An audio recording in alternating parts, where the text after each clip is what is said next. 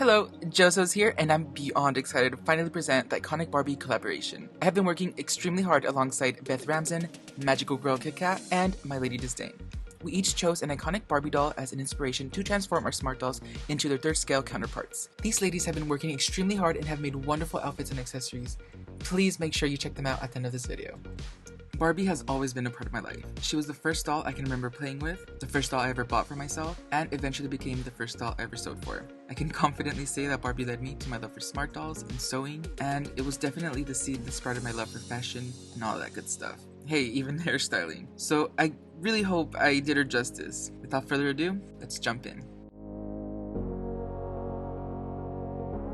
For my inspiration, I landed on a look from the Barbie Balmain collaboration. It's one of the funnest and chicest collections I've seen in a while. Not only did they make an entire collection for people to wear, but get this, they also recreated a bunch of looks for an actual Barbie dolls and had a complete photo shoot for social media. For the actual human models, they even recreated a life-size Barbie house as a set, and I just can't stress enough how much love I have for this collection.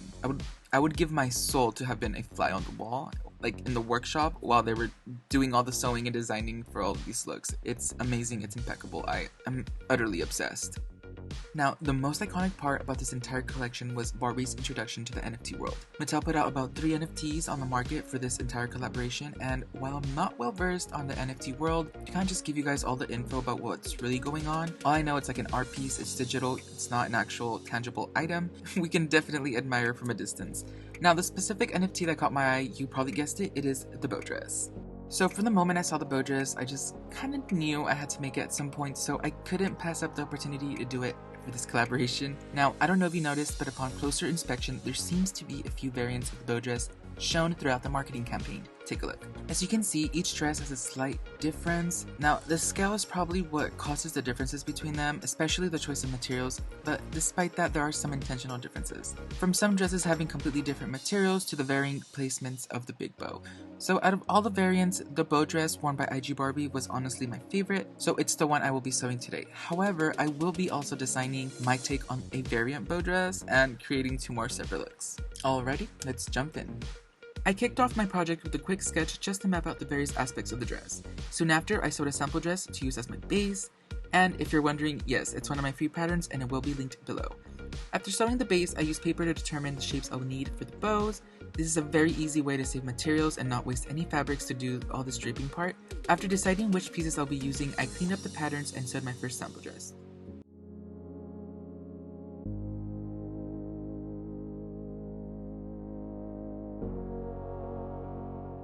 Once I made sure I liked how it looked, I started working on the sleeves. Now, for the sleeves, I needed a lot of fullness at the bottom, so I widened the ends and pleated them to get that effect. So with their samples done, it is time to repeat the entire process, but now with our pink fabric. If you're wondering, this material is completely synthetic and has a stiffer feel than normal satin. I really felt like it would reinforce the bow, so it's one of the main reasons why I really like this fabric and totally went for it. Also, that luster is chef's kiss. I am obsessed. After cutting all of my pieces, it's finally time to sew. I started off with the base dress, I sewed the darts, side seams facing, and the hem. From there, I moved on to the sleeves. The sleeves were pleated and held in place with pins before sewing on the cuff. They were honestly kind of a lot funner than I expected them to be. However, sewing on the elastic at the ends was a total opposite, and I don't even want to get started on that. Then to finish off the cuffs, all I did was hand stitch them in place.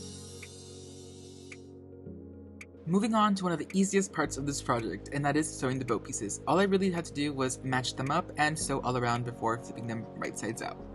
Before sewing the bow pieces onto the dress, I needed to add the bag closure to make sure that the bows didn't get in the way. I decided to use eyelets in order to lace up the bag with satin rat tail cord. Once done, the dress looked like this. For the hem, I ironed the seam allowance up and tacked it down to the side and back seams. The tension while wearing the dress will prevent it from rolling down. I just didn't want any stitches to be showing at the front, so that's why I did that. It is time to assemble the bows and piece the dress together. Starting with the smallest bow, I sew it down and prepare the bigger one by pleating the ends and sewing them together. I then pin the other end of that same bow in place. In order to sew everything on, I needed to put the base dress on so I could be able to map out where everything would go. Once I figured that out, I went in and started sewing. Y'all already know. The first bow to go on is the biggest, and after securing it, I sewed on the bow legs onto the smaller bow and stitched it onto the center. And bam, it's all set. For her hair, I decided to use one of the first wigs I've ever sewn, video will be linked below by the way, and styling it to have waves. To do so, I split the hair into equal parts and braided them. The size of your braids will determine the size of your waves, smaller braids mean smaller waves, and vice versa. After braiding, I do a boil wash to get the hair malleable. Soon after, I dip it in cool water to quickly set the hair. I then let it air dry overnight. In the meantime, why don't we get started on her clutch? I really wanted to make a simple yet chic accessory to go with her outfit. I also really wanted to tie in a bow somehow. You already know me, I really like to keep patterns simple, so I made the clutch only using 4 squares of fabric. The first piece was sewn in half to become the line. For the main body, I gathered a square at the center to make it resemble a bow and sewed it onto the base of the other square. I then folded it onto itself and stitched the side seams. This piece then became the outer shell of the clutch. In the video, I matched up the clutch, the lining, but the next step I needed to do instead was sew the final square in half to be used as the flap that closes the clutch. To seal it off, I stitched the flap to the outer shell and then sandwiched everything inside the lining. And then I stitched all around but left an opening to be able to flip everything out. And after flipping, we end up with the fully lined clutch. Honestly, my favorite part is how the bow can be used as a strap to kind of help the doll hold it. What do you guys think?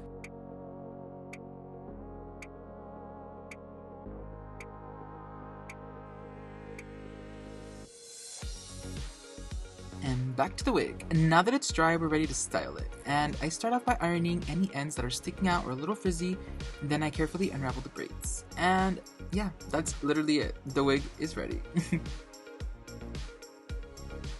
To finish off the dress, I secured the pleats at the end of the biggest bow with some blind stitches and tacked them down to the center back, making sure that they don't get in the way of any of the eyelets. Here's a quick peek at the final results.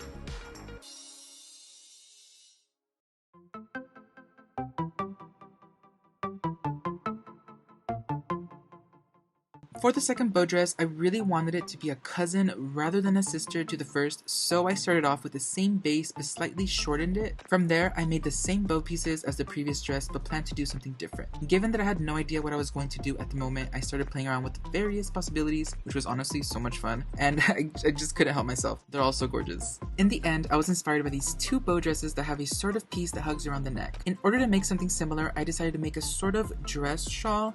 It kind of creates the illusion of her wearing a bomber jacket, but like in a very formal and like high fashion type of way. I made it by pleating the ends of one long rectangular piece and manipulating the fabric to create an improvised collar.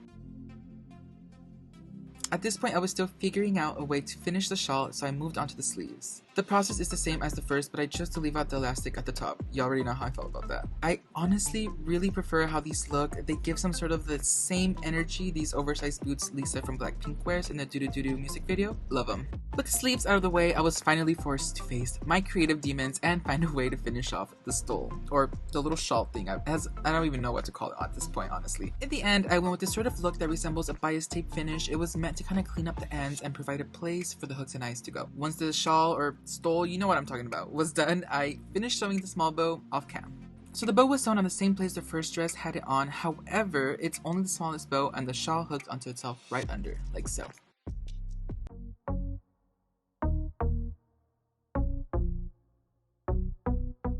For my third and final look, I really wanted to deviate from the bow dress vibe, but like maintain the bow theme. If the last 2 dresses are cousins, this dress is like a second cousin, and they only see each other once a year, maybe twice, if they're lucky.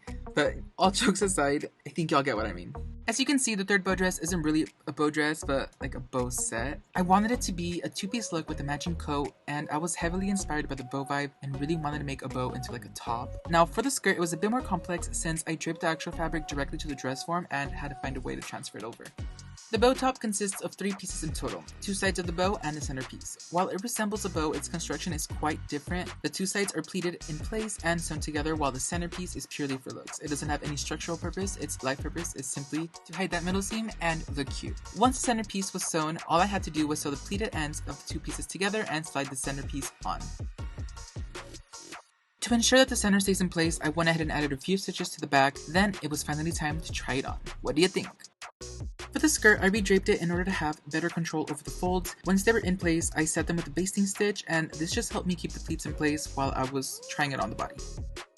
After marking the right measurements while trying it on the body, I trimmed any excess and prepared the draping to be sewn onto its lining. All I did was place it on a bigger piece of fabric with the right sides facing each other and stitched all around, and you know it, leaving an opening to flip it right sides out. After doing all of that, I tried the skirt on Mirai to make sure that it fits, and boom, it did. In an effort to tie in another aspect from the bow dress, I decided to add eyelets to lace up the skirt for its closure.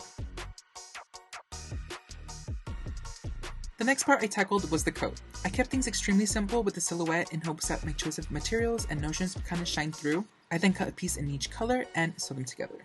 Once again, leaving an opening to flip it right sides out. However, before doing so, I made sure to clip any curves and seal the raw ends with fire. After flipping the coat over, I started marking the placement for the eyelets, and yes, this coat will be laced up and fully reversible. Once the eyelets were in, I laced that baby up and tried it on. I am so happy with this, I have no words. Oh yeah, and since I already went nuts with the eyelets, I decided to add them to the top as well, and I think it really helped bring everything together and kind of like really tie it in.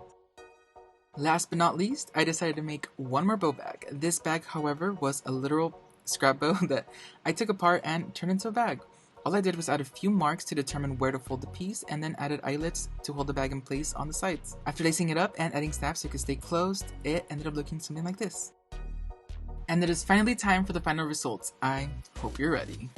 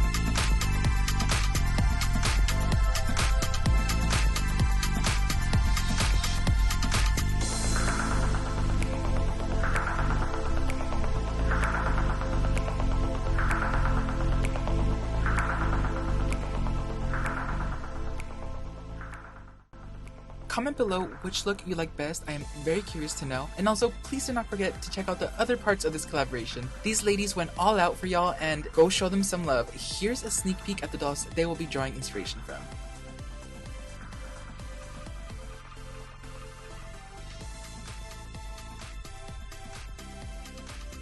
Click the playlist on the screen now to watch the next video in this collaboration, or check out the description for more info and other goodies. See you next time.